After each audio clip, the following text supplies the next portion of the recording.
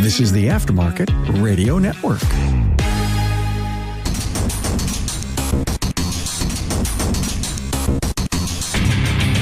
Welcome, everyone, to yet another episode of Diagnosing the Aftermarket A to Z.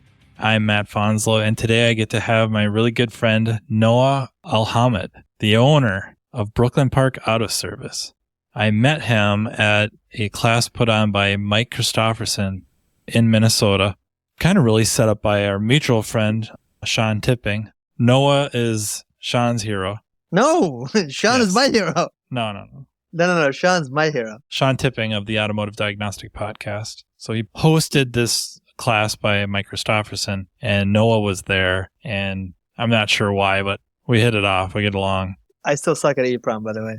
So do I. So Nooh and I are going to talk about something, but before we do that, let me thank our sponsor, NAPA AUTOTECH Training.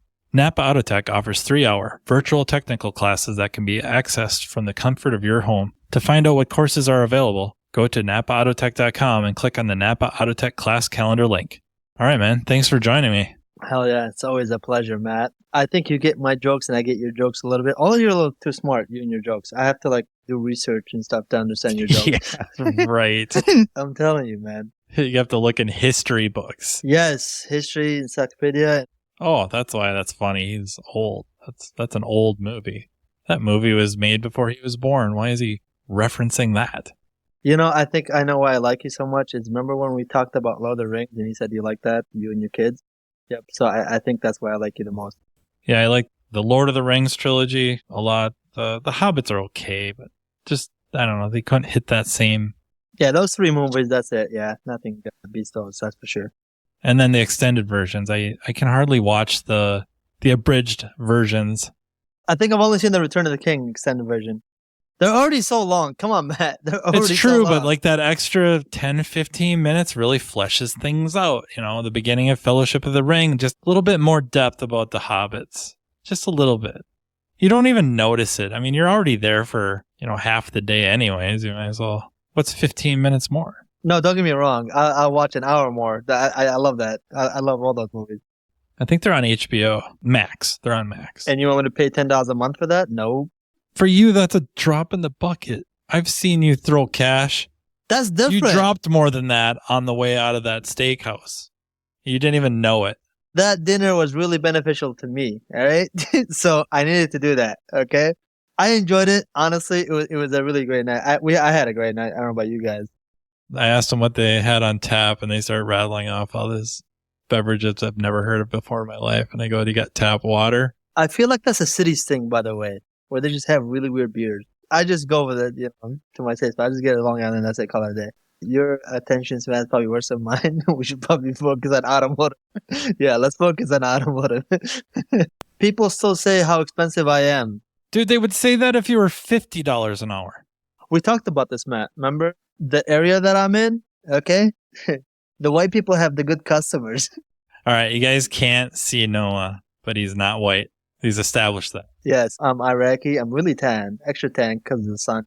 He's naturally tan. It has nothing to do with the sun. Well, it changes with the weather. Sometimes I'm purple during the winter. Your skin color changes with the weather? Yeah, bro. I'm a chameleon. What do you look like when it snows out? I just said I'm purple. So cool. But you're slammed with so much work because your labor rate's so low. Well, I mean, I went up $25, like you guys said, and I lost a lot of customers. No, I'm kidding.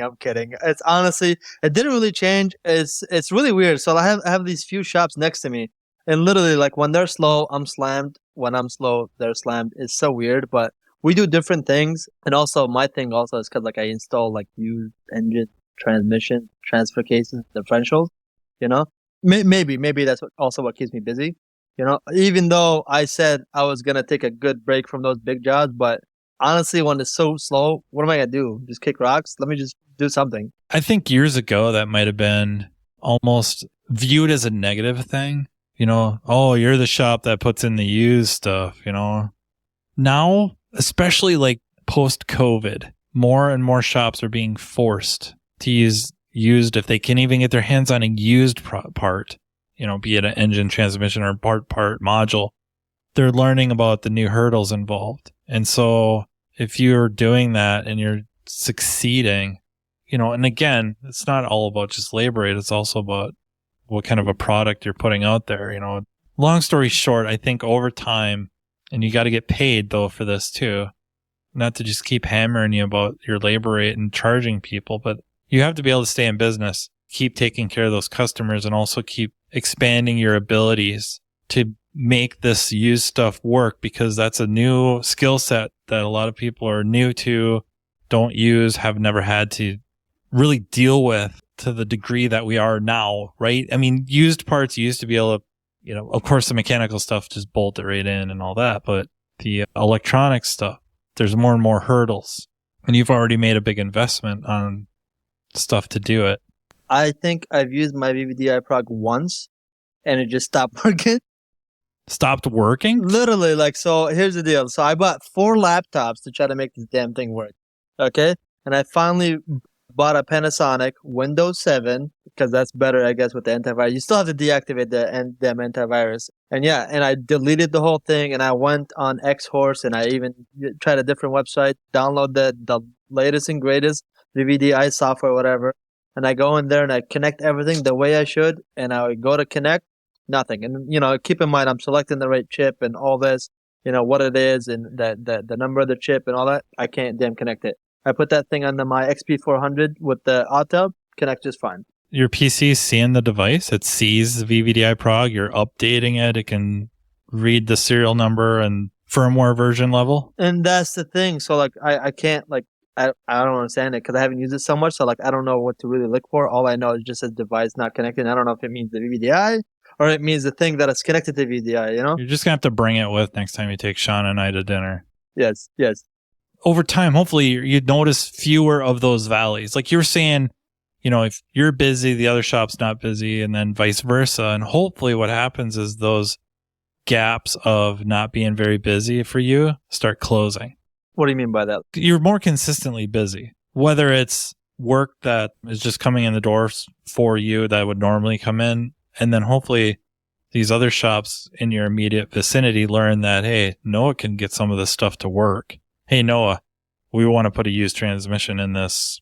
Are we going to be in trouble with this? Can we just bolt it in and away we go? And you're like, no, we're going to have to do this, or I can do this, or I can clone this, or, I got you. I can help you out. And if you can't, a guy who knows a guy that can get you up and going.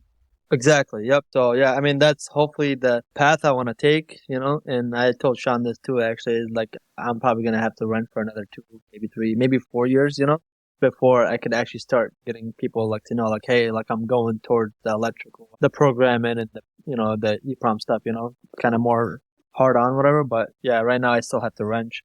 Still have a guy working for you? Oh, yeah, I have to. Yeah, I still have my service advisor who's also a mechanic. So let's say I have to leave the shop for an hour or whatever, and a big job comes and whatever. Yeah, he'll get it done. He's top notch.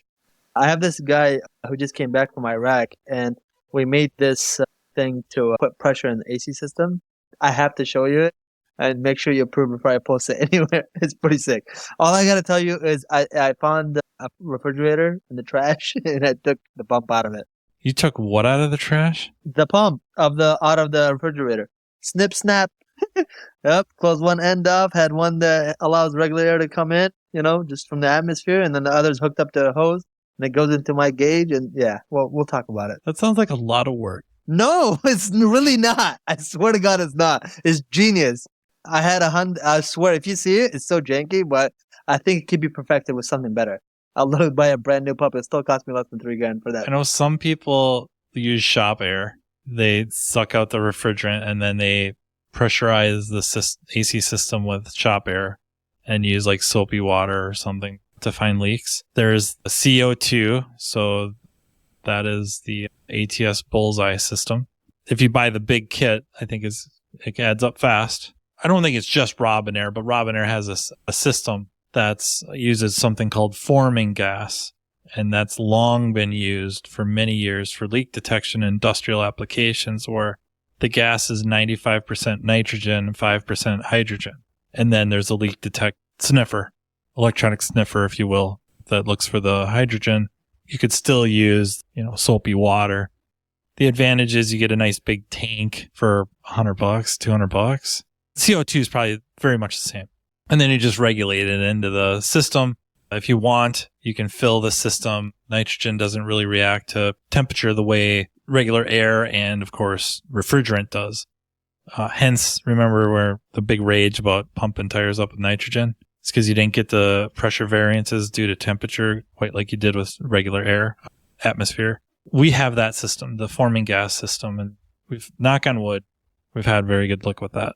You just have to remember, okay? I'm a really small fish, okay? And I'm trying to get as much money out of this person coming to me when it comes to diagnostic, all right? And I'm not going to spend $3,000 and this guy's like, oh, I'll take it somewhere else. Shut up. I'm taking this $100 right now.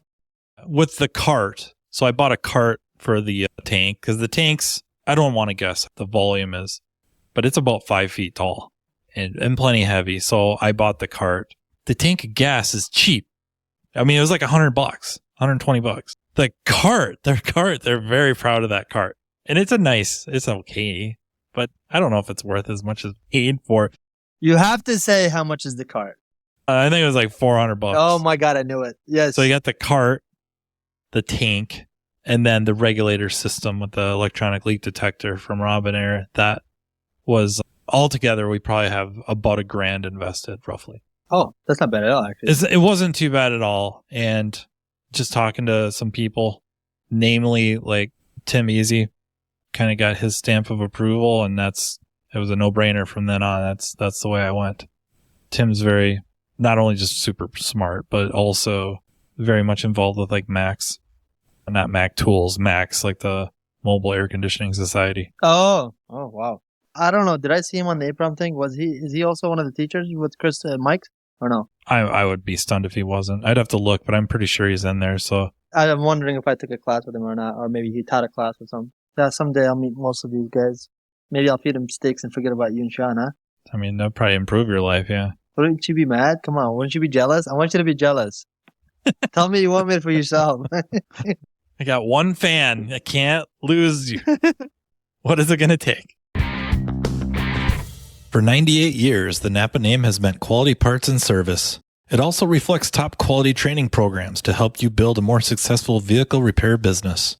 No doubt, the technician shortage is impacting everyone, but you're not facing this battle alone. NAPA has the solution by making NAPA AUTOTECH training available near you.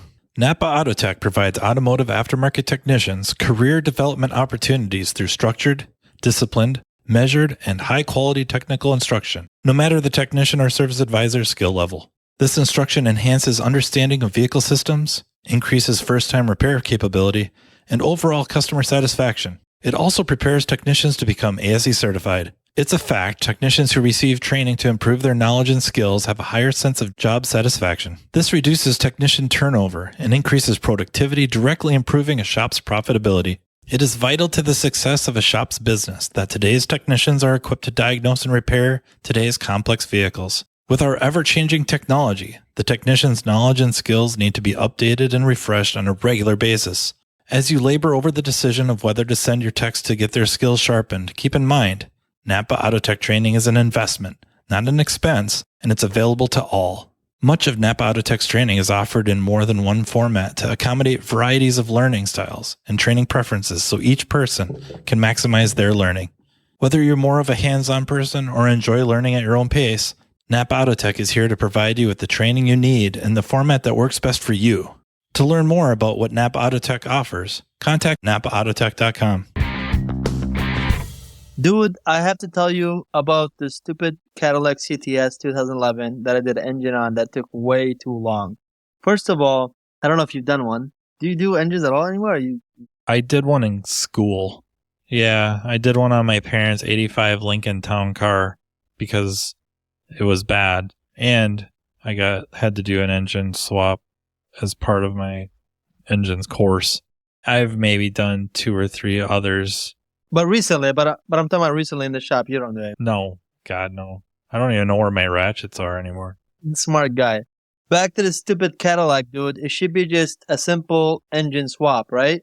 I've done so much work on the 3.6, on the Enclave, and the Acadia, and the freaking Equinox, and whatever, right? Cool.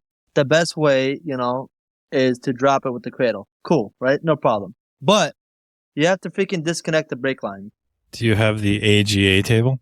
No, I have there was a welder, and I bought that cart from him. I have a really good metal table that I set my stuff on. Super heavy duty. Lower the hoist down to it. Yep, and put the cradle and stuff on it, and then lift the car up. So yeah, like I said, you have to take the damn brake lines off and drop it because the ABS pump sits on that damn cradle. And you have to take the freaking master cylinder out, from the actual car, frame, whatever, and drop it with it. Cool, no problem, right? I swear to God, bro, I think I did the brake bleed like 5 times. And we're not counting the regular brake bleed and let it drip and all that. No, I'm talking about the automatic brake bleed. Just to freaking get it to work, dude. That thing was insane. Okay? That was literally harder than doing the freaking motor. It was literally harder than doing the freaking motor. And I'm trying, and I think I used 2 different scanners too. The freaking 608 and that Snap-on Zeus that you try to get to work. Every shop should have a Snap-on scan tool. The Zeus is rough just because, it's a lot of money. But for a guy like you probably got 2-3 of them. Are you serious, dude? I'm the poor guy here, bro. I'm the immigrant. Did you forget? I'm an immigrant. You're flying all around the world. It's called American Express points. Fly my own points. Yeah, I think a Solus Edge for sure. I was in Syria this year, and I was walking, and I saw this guy use the Key2 Max. X-Horse, okay. Yeah, the X-Horse. Probably does way more than ours does here. I guarantee you, man. I guarantee you. And yeah, and he's doing all kind of stuff with it, man. This guy's got wires, and I'm like, dude, the car it's an Iranian car. It's called the SAIBA, okay? And it's just like the lowest brand of cars available ever. So I thought Saab went out of business. They just changed some letters around. That's funny. It's actually an Iranian car. It has nothing to do with Saab. They bought it from Sweden. I don't think so, because that thing is so outdated, bro. I don't even think it has a freaking radio. But it has a mobilizer? I think he was using other stuff. I don't think he was using it like to program a key. I was going to say it's ahead of like Hyundai Kia. Yeah. Which, by the way, speaking of keys and Saab, my buddy's got the Saab, and it took forever to freaking add another key because we don't have the Tech 2. You could have borrowed mine. We talked about this. I'm not driving 2.5 hours to borrow one thing. Well, then it's just not that important to you. I will throw the whole freaking car away, bro, before I drive out to your house. Yeah, but we ended up getting another EEPROM just because, I don't know, if that thing is just, maybe I hit it too much or one of the legs went to crap, but Craig ended up just finishing it. But yeah. You did the chip swap, or were you trying to use like AR Labs? We took that and then we put it in this website that gave us the PIN number. And when we try to put it back into because it's like part of the turn signal switch, whatever. Every time we solder it back, now the car has no key. It doesn't communicate, whatever. So we just ended up getting another EEPROM, same number, same whatever. And then we just wrote the file that we already had in there. And then we did the key. But that took forever because we had to we kept forgetting about it, honestly. We're just, busy with the work for this car. Yeah, the Saabs I've done is all Tech 2 and all DLC. Because you know how you can download the thing on a laptop, the emulator, whatever? I don't know if Tech 2 will do Saab. So you had TIS 2000, which came on discs. And then they had TIS Global. I think it's just called Global TIS. And that's what you needed to do Saab. And really, you don't really deal with PIN numbers and all that. You have to have Tech 2 plugged into the Saab and plugged into the laptop with Global TIS. And all that happens is it kind of unlocks the Tech 2's ability to do what you need to do on the car.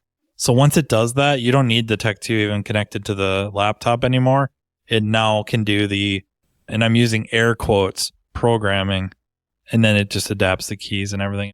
So using that, you still need a PIN number, or does it pull the PIN number automatically? If I remember right, it's more like typical GM, not that Saab's a GM or anything, but if we use an aftermarket tool to add a key to a GM, there's a PIN code it's got to pull. It pulls the PIN code, and then that will allow it to go into, key learning. And you still have like a 10, 12-minute login to add the key. Whereas the factory equipment, whatever that may be, we'll just say SPS. There's no PIN pulling. It doesn't ask for a PIN. There's no PIN calculation, even though that may be going on behind the scenes. You don't see any reference to it. It just goes to the key adding or key learning function and then a 10-minute, 12-minute login. Yeah, I haven't used any factory to add a key, but I have like a program module and stuff like that here and there. But like I said, I barely do it, man. I want to. I really want to do a lot more of it. I have all this information that is really beneficial, but right now I'm useless. It's useless to me. I can't. I want to, don't get me wrong, but I don't get a lot of it. I know how to say a bunch of stuff, but I don't know how to do it. If Matt doesn't know, nobody knows, remember? No, then Matt hopefully knows who to ask. Yeah, right? Yeah, you probably have a lot of phone numbers, don't you? They don't answer them. They don't? They're smart. That's funny because I try to call you, you never pick up. You call later. Sometimes 2 weeks later. But I call or I send a message like, what do you want? I don't like how you don't give me a heart emoji when I send you really funny videos. My phone doesn't have heart emojis. I got the version that deleted them out. Yeah, okay. Are you an iPhone user? Is that why? Oh, God, yeah. I didn't really want an iPhone.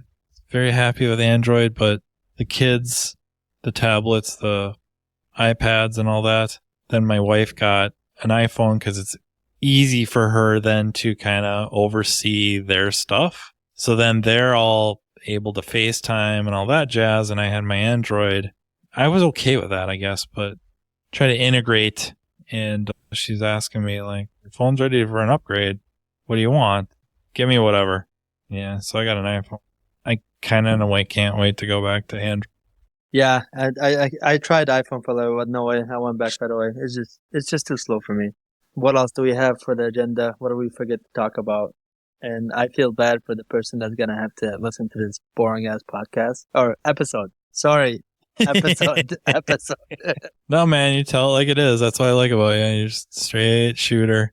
Don't know how to pull a punch. When is next training? Because I totally forgot.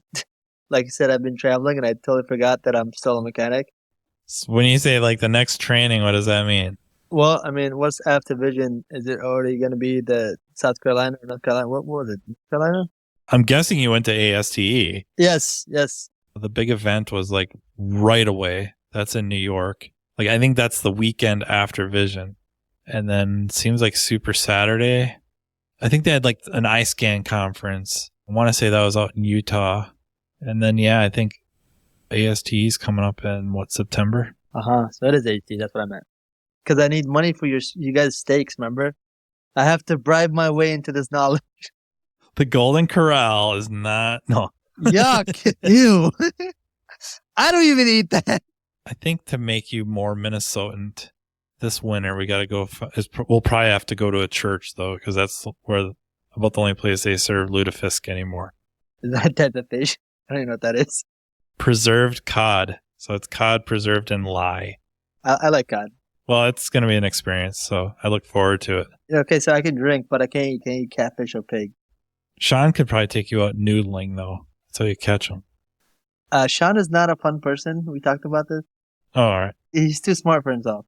He forgets to have fun. But yeah, should we talk about the shop and how dysfunctional my shop is compared to your empire? Yeah, it's far from an empire. Working on it. I think, honestly, we should talk more about like really small shops. So why don't we be real for once? How does one small shop try to get his shit together, basically, okay? And then try to obviously grow his team, and then outgrow his shop, and then move on to buying a building, which, by the way, I'm still trying to buy that damn building, but it's just not happening. Of course, you can't speak for everybody, but I think most big shops started out small. You can't make blanket statements about anything, but like our shop, not that it's just so big and so successful. We have a lot of improvement to make yet, but we're on the path. I think we're on the path. But that started out, it was just two of us. You know, I guess technically started out with 3, and then we dropped down to 2, and then kind of just bouncing, you know, almost like a needle where then we add somebody, and then we might lose somebody, and then we add somebody, and then lose somebody, and then add 2, lose 1. I don't know. It's almost like building a, you know, whatever kind of a team. You got to find the right pieces. And sometimes you go through people that are very, very capable. They're really good at whatever, but they don't fit like personalities or whatever. And then sometimes it's just trying to find talent. Like you hire people because there's only so much you can determine from a interview, and they work out. They don't work out. A lot of times the shop hurts itself by not having a good process of onboarding and training and taking somebody that maybe is malleable and training them to their potential, I guess. it's up and down. It's not just straight up rocket ship ride to, whatever success. And I want to use careful how I use the word success. I don't know, the shop's profitable. So I would say that we're successful in that we're profitable. But we still have a ways to go. And you got to start somewhere. And just like you, right? It's one or two people and you do what you got to do to get the cars out and you work at building up that reputation. And then you got to get the word out that you exist and that you're an option. Friends that wouldn't normally Google you, start Googling your shop, or just not Googling your shop, like Google auto repair Brooklyn Park. Where do you show up? Or auto repair near me. Where do you show up? Exactly. So actually, I think that's what helps me the most, honestly, is when people just search auto repair near me, because my name is literally Brooklyn Park Auto. I think that's why I pop up right away all the time. How are your reviews? How many reviews do you have? Is there a way to fairly easily, without a lot of effort on your part, if you can, to start driving up the number of reviews? Because it looks good when you have 100 and some reviews and you average 4.7 or 4.8. I mean, that just looks really good. No, I'm curious. What is mine? When I took over the shop, it didn't exist. It literally did not exist. So I did all that. I even changed the damn ping on Google Maps because it would take you somewhere else. Started the Facebook page. I mostly focus on Google just because I believe that's where most people are probably going to use it anyways. Well, what would you say is the age demographic of your current clientele? I would say, from my perspective, Brooklyn Park, it's either Brooklyn Boulevard or 85th Avenue. And 85th Avenue is kind of like towards Coon Rapids, Anoka, whatever area. And Brooklyn Boulevard is kind of towards more Minneapolis. So I feel like 85, because the person that I bought the shop from had all old people or his friends that were coming there. So it's mostly like old white people that live there. That's most of it. But now people from Brooklyn Boulevard are kind of moving towards 85th Avenue. Okay.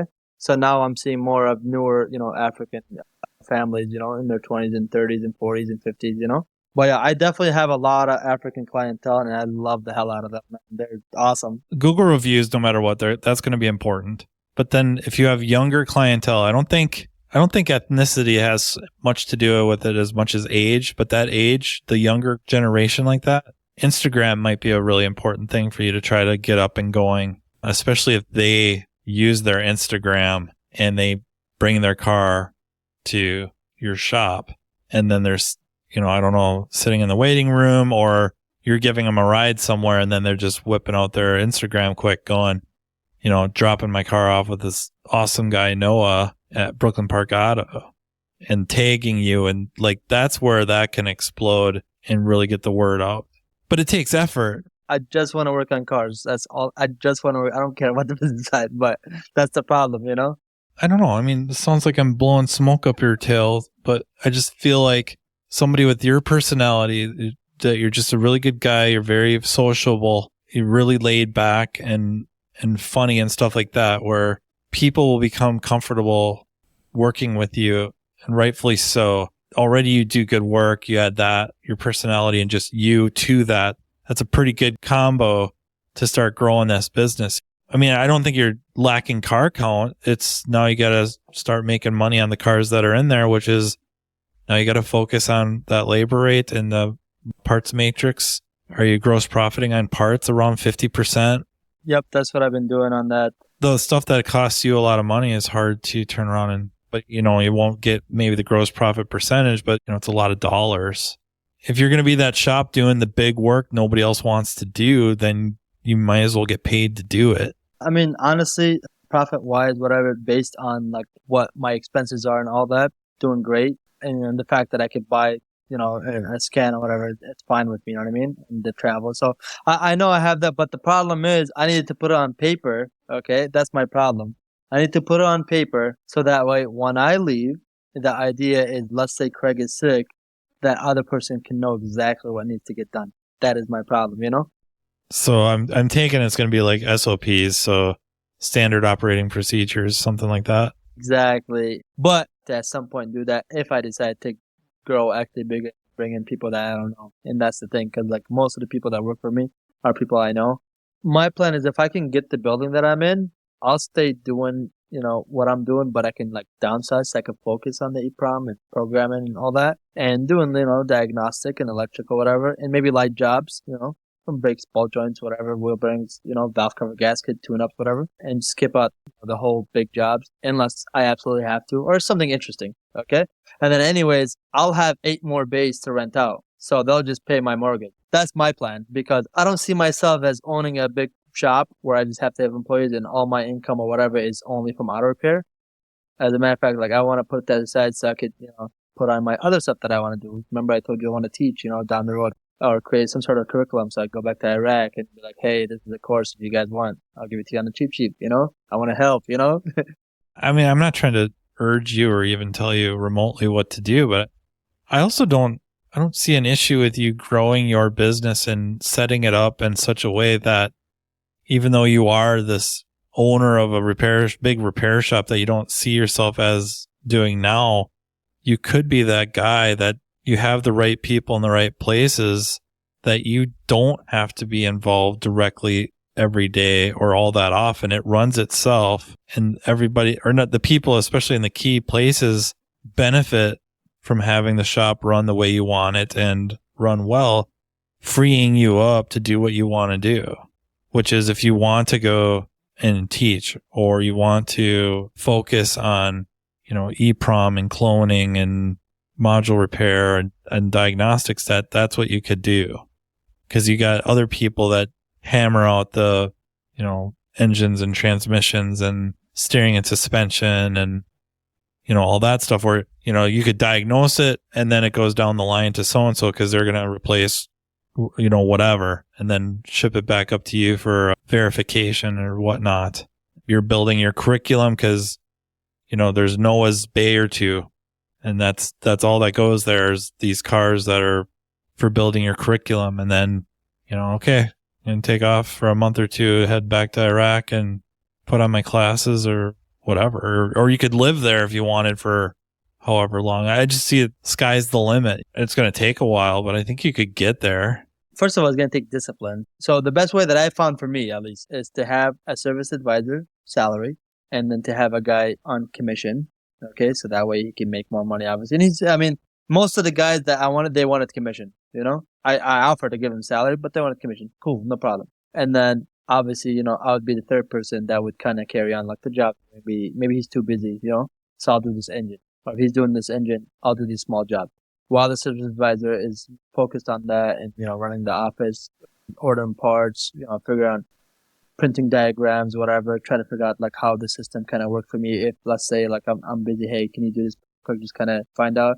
So like when I go do my search, it's kind of fast or whatever. So for me, that's how I found where it works the best. But it's that second guy that's helping me inside the shop. That's where my problem is. That's the joker that keeps changing. I cannot keep a guy there with me. That's the problem. And like, how do you do that? I don't have hundreds of $1,000s to try to invest in somebody right now. That's for sure. You know what I'm doing though? I'm doing something. I have 2 cousins, 14-year-olds, that just love to be by my side at the shop, and I'm taking full advantage of that. All right? They're with me every day right now. They're like, oh, wow. I'm like, you have no idea how stupid your cousin is, but it's okay. Keep doing it. This is encouraging me. I'm hoping for the best, That's playing the long game, but yeah. Yeah, but right now this guy's still here, but he's thinking about going back to Iraq, so I had to think about finding out. So as soon as I get that person or someone like that, even if I have to wait, like let's say, hey, can you wait 2 years, Noah, for me? I'll come and then we'll figure out this whole plan. Cool, I'm willing to wait, but they're nowhere to be found, man. Plus I think everybody's paying some serious money now, like the dealers and stuff, the whole 401k. But we'll get there, man. We'll get there. It's a long and hard road, but we'll get there, Yeah, man. I mean, that's all we can really do is keep doing what we're doing and keep working up and constantly improving and all that. So, man, that sounds like a heck of an end to this. I wasn't even paying attention. I just said what came to my mind. Sometimes you accidentally spew out some good stuff. I mean, it's not often, but when it happens. I'm better in person. Hey, I'm better in person. This was great, Matt. I enjoyed this. I really appreciate you coming on, and I hope to have you on again because this is a blast. I feel like every time we talk, it starts out like it's going to be a 5-minute conversation, 10-minute conversation, and then 2 hours later, it's like, I got to go play Call of Duty here. True. Thank you, everyone, for listening. Thank you again to Noah for joining us, and being an all good guy, good friend. Thank you to our sponsor, NAPA AUTOTECH Training. And thank you to the Aftermarket Radio Network for really making this all possible, especially Tracy for all the editing she has to do, especially on podcasts, episodes like this. So until next time, everyone, take care. You've been listening to Matt Fonslow, diagnosing the aftermarket A to Z on the Aftermarket Radio Network. Follow Matt on your favorite listening app. He's very interested in what you have to say. Let him know what you'd like him to cover and come on the show. Matt is all for advancing the aftermarket. Find Matt Fonslow on social media and connect or on aftermarketradionetwork.com.